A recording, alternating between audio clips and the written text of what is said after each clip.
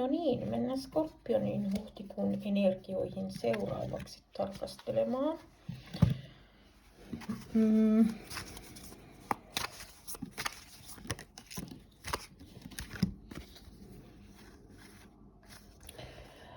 Täällä on joku sellainen asia, missä te ette tule pärjäämään yksin. Et nyt on aika pyytää apua tämän asian hoitamiseen.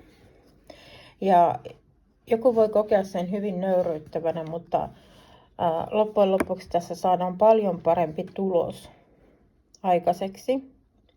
Miten mulla tulee joku talonrakennusprojekti, sanotaan kans, mutta tämä voi liittyä johonkin muuhunkin yhteistyöhön. Tämä voi liittyä jopa työpaikalla se, että tässä nyt tarvitaan niin kaikkien panosta, jotta saadaan se paras mahdollinen lopputulos.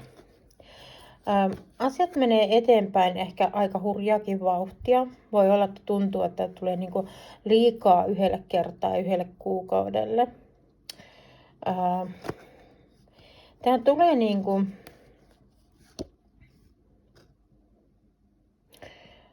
tulet luomaan, tulet saamaan parisuhdekukoista.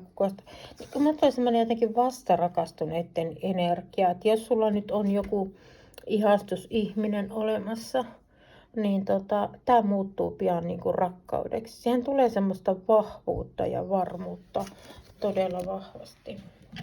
Katsotaan mitä muuta.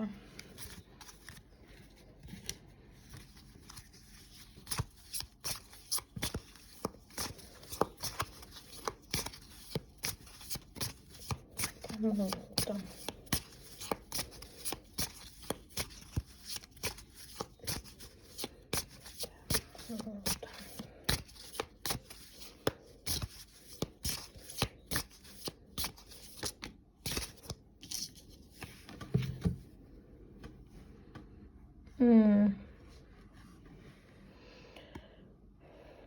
Tässä on tulossa joku matka teille, mutta tässä tulee semmoinen rauhan ja rentouden niin kuin energia. Tässä tulee se, että kaikki se ponnistelu, kaikki se vaiva on ollut sen arvoista, jotta päässään niin kuin siihen yltäkylläisyyden elämään.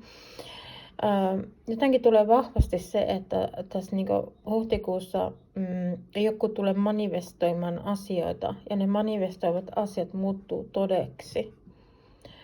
Tämä on hyvin semmoinen iloinen ja jotenkin semmoinen vähän niin kuin leijuva energia, että on vaan hyvä olla ja nautitaan elämästä. Nautitaan siitä niin kuin työnsä tuloksista ennen kaikkeaan. Oli se sitten kyse parisuhteesta, työstä tai jostakin muusta, niin päässään nauttimaan siitä lopputuloksesta. Otetaan teillekin viesteohjekortti vielä tähän loppuun. Tuolta. Luota elämää ja elämän virta vie sua aina eteenpäin. Kiitos kun katsoit videon. Moi!